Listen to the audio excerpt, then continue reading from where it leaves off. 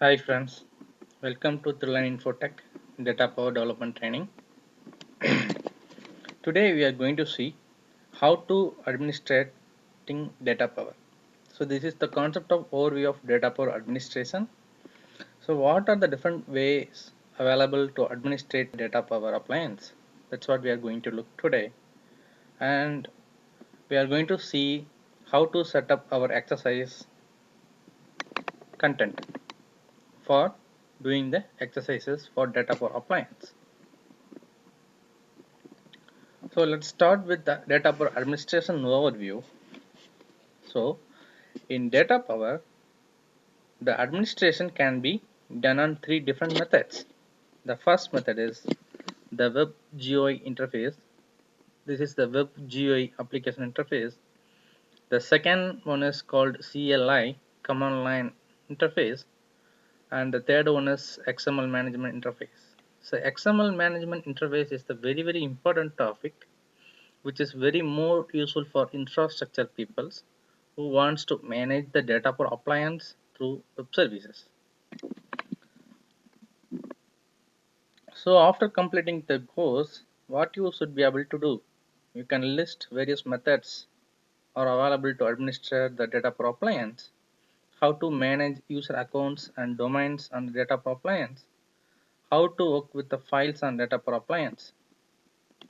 So this is what you can able to do once we complete this course.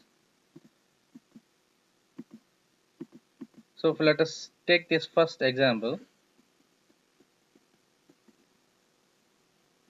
This is the data for SOA appliance administration. Let us see the first option, which is WebGUI web application, WebGUI.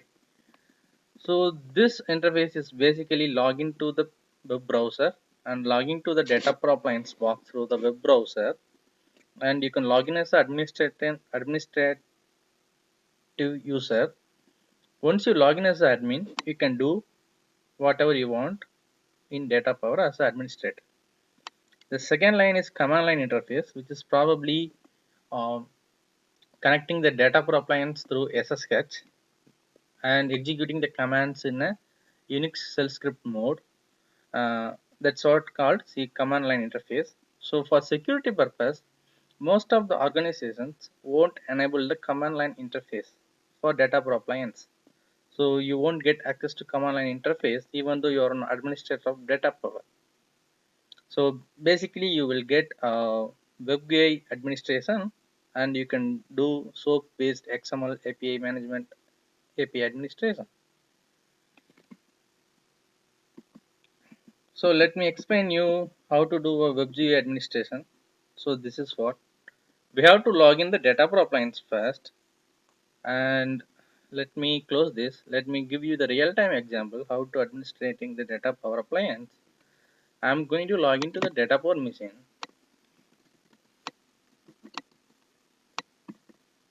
as an admin user. So I'm logging as admin user.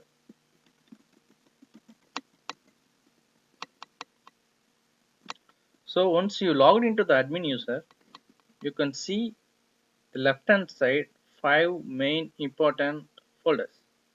That's what explained here in this tutorial student notebook. Probably you will receive it upon your course enrollment. You can see it. So they have explained what is this 5 different categories. Status. It's provide access to real-time operational data, which is maintained by device management system. And second is services. So what are the services are available in data for appliance which is created by you or created by any developer, or by default it's provided by the third option is network. All the network related configurations are available here. You can go and check the network status and connectivity, everything here. The fourth option is administration, so which is basically used to troubleshooting, logging, and access control and configuring administration objects. The fifth one is objects, which is basically gives you the overview of the what are the available objects are available in data power. which could be any front side handler object or service proxy object or service policy or whatever you're creating in DataPower. So you are going to know about these the terms what I am saying, like XML firewall policy and the rules and actions. These are all we are going to see in later in our exercise. So you will get better understanding. So as of now, assume that this is for the theory part. So assume that all the objects created in DataPower will be available here. So once you log into the DataPower, you can see troubleshooting. If you click troubleshooting, where you can see the networking, which is a ping remote, where you can see the connectivity between DataPower box and the remote host. Let me check. You can type your own organization IP, which want you check, but I don't have any internal IP. I'm going to ping.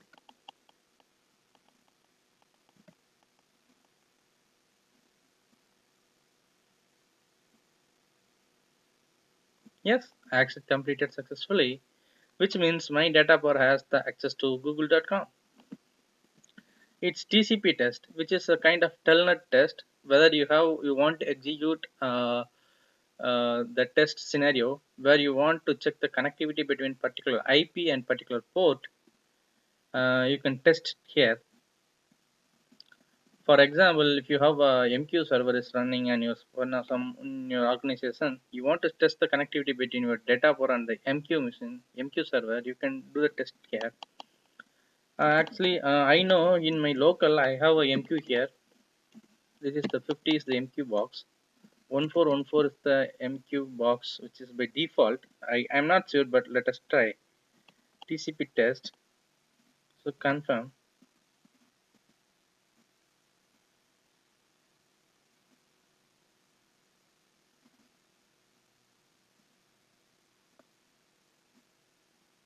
So it's connection refused or connection failed. It's not unable to ping the remote host. Okay. Let us look at the different way. Let us try with yahoo.com. By default port 80. Let us see whether we have a telnet to yahoo.com with 80 port.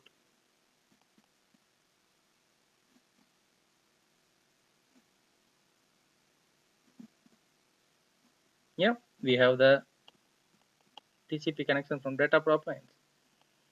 So this is the packet capturing. This is start packet capture and stop packet capture. So when you want to, in particular scenario in DataPower, you want to capture all the incoming records, you can start packet capturing and stop packet capturing. It will store all the incoming messages in the DataPower box. You can go on, you can take a look at it, and you can use it for your debugging purpose. There is a logging. So you can see various level of loggings are available here. By default, DataPower is having error level logging. But if you want to debug anything, you have to change the logging into debug mode. But it's not advisable. Only development box you can have a logging is a debug mode. So once you've done your exercise, please change the logging back to error mode. This is the log event. If you want to generate any particular log event based on the particular event code or error code, which is event code is basically the error code. For example, the connection failed. For the connection failure, DataPower has one particular default event code. For example, you can select the select code. It will give you the list of codes available. So this is the error. Object is a critical, failed to provide state. Like these are the various kind of error code. So let us see that. Let us see what we can see very frequently.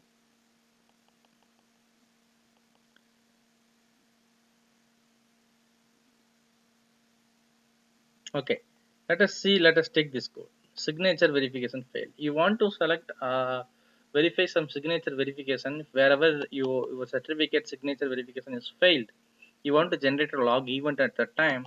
Based on the log event, you want to proceed, alert some users. So there is wrong signature is coming very frequently to the DataPower box. event logging, where is it coming, what request is coming. So for that you can create a log event for that. This is generated log report. This is SMTP send error report if you have SMTP server details. These are the configurations you have in DataPower in troubleshooting panel. If you go services, you can see all various kind of services available in DataPower like XML firewall, web service proxy, web application firewall, XSL, multi-protocol gateway, service monitoring, all the things are available. Status will normally give you the what is the status of the particular object. What is the status of the XML processing? What is the status of the web service? If you go to network, you can see these various options. SSH service is enabled or not. You can see it. Yeah, SSH service in 20 seconds it's available up, which means you can do a SSH for this DataPower box. Where you can see you can able to connect via DataPower box through SSH. Here you can see that. Telnet service is available or not. You can see it from here. So Telnet is also enabled. The Telnet port is 2300. So you can connect DataPower box through Telnet as well. This is the web management. That is the WebGUI. It's enabled on 1990 port. That's what we have it here. And XML management interface. That's what I told you. We are going to see it here. XML management. It's a web service based concept to um, administering the data power through web service. So it's enabled on port 5550. This information you can see it here in network. In the administration, the main thing you can see it here is main. If you go file system, it will display the various file structure. This what is the need of each and every file system and each and every folder. I have explained in the GUI console overview section in the video. Or you can go and read that student notebook what you have received. It has its good explanation on that. So very important is system control. If you click system control, you can see date, time. We can set the date and time. Boot image. If you want to upgrade your firmware in DataPower, this is the current firmware version XA54.0.2. This is the current firmware version. If you want to upgrade the firmware based on the IBM, the latest release, you can download the firmware, upload the firmware, and you can boot image. So if anything happens wrong on the firmware, you can roll back your firmware. Configuration. So what is meant by configuration? So before doing any steps in DataPower, you want to make the checkpoint for the configuration, so that if anything happens wrong, you can revert back everything from the particular checkpoint. That's what saying configuration. Secure backup. It's taking up your all cryptographic certificates and everything. It's secure restore. It's restore everything from the backup what you have taken. Shutdown. There's the three options in shutdown: halt system, reboot system, reload firmware. The halt systems will shut down the system. The reboot system will reboot the system. Reload the firmware is it don't shut down the system. It reload only the current firmware. And restart domain. You can restart the particular domain what you have logged in. You can reset domain. You know the difference between restart and reset. You can generate a device certificate and you can set the timeout seconds. This is the administration part. So these are the basic level of administration. How you can create a domain. One of the project team asking for you as administrator. One of the project team is asking you, for my project we need a data for access. How will you give it? So you have to create the project based domain in DataPower. How to create it? Go to domain and domain management, application domain. Click on application domain. You can see various kind of available domains here. You can click add button and you can create a domain here. How to create a user in DataPower? So go to user management, type user here in the search box, search control panel, and click the new user account. Select yes. You want to restrict the user to for particular domain. Select yes. If you select yes, it will ask which domain you want to give access to the user. You can select any domain you want to give access to the user and click next. Then it will ask you the username and password for the user. You can set it up. So this is how you can manage the data power appliance using the GUI, that web interface. So this is the way on. So let me log out. Okay. So second thing, the CLI mode, command line interface mode. So let me show you how to connect data power through SSH. So if you have putty, go for putty. Type your data power IP address and the port SSH port at 22. That's fine. Connect to the machine. It's asking you to log in. So I am going to log in my credential.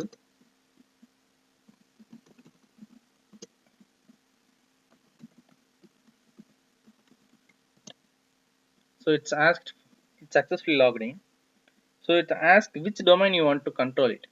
So I know the domain name, which domain I want to control it. So I can write the domain name. So it's logged onto the domain.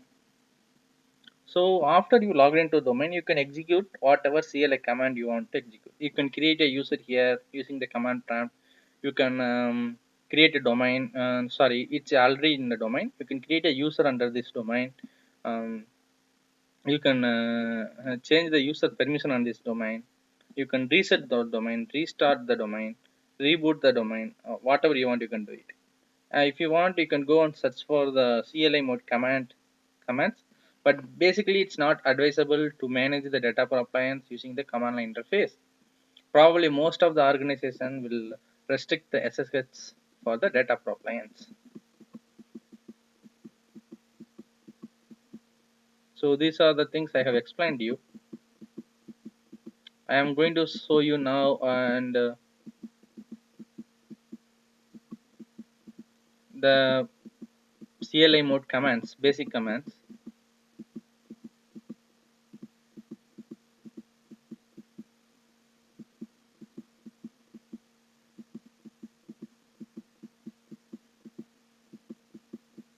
So these are all concepts I have shown you just now.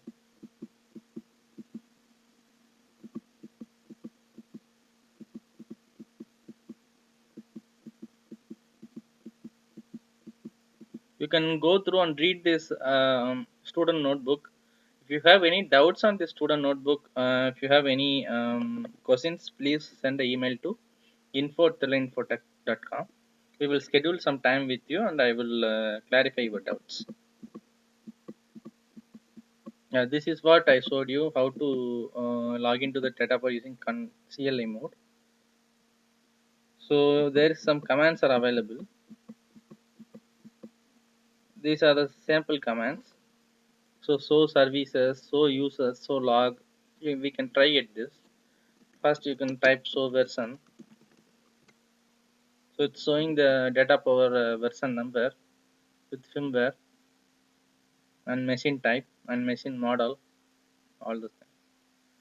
And you can see where all the users are logged into the particular domain.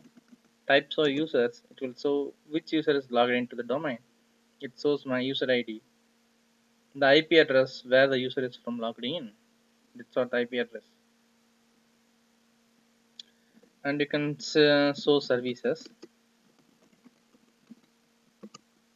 It's displayed what are the services available in this AD test domain. So this is how you can go and manage the data pipelines through administration, CLI command level administration. So the third is very important, which is called XML management interface. So what is XML management interface? So XML management interface is nothing but handling or administrating data power using the web services, which is called SOMA. SOMA data power is providing this by default. Data power is providing the web services.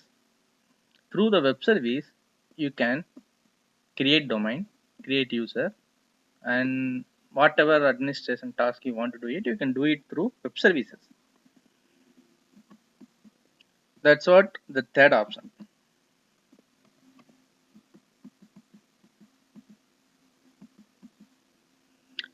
So this is the sample of XML manage create an application domain. So this is the sample request you have to pass through the particular data power SOMA web service URL. You have to pass this sample URL. Here the domain name is student-1 domain and the domain summary and everything. This is the sample request. Going forward in our detailed training, we will see how to implement this SOMA based administration in DataPower. So this is the third option available in DataPower. So let me show you some SOMA based sample. So I already set up the SOMA based configuration in my SOAP UI project.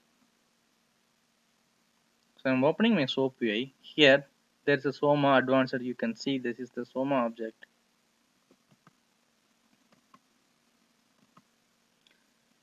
So here you can see a lot of things and list of users. This is the one of the way you can get the list of logged in user for the particular domain. This is the DataPower URL management current. I will explain you everything in our advanced topic when we come to SOMA script. As of now, I am going to show some example how the XML management interface is working. So we are going to pass SOAP based message to the data power by default provided services here. It will going to return you some details.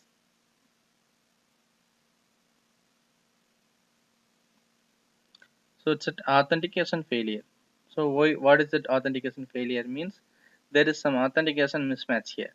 So I don't have authorized user ID and password to get this things.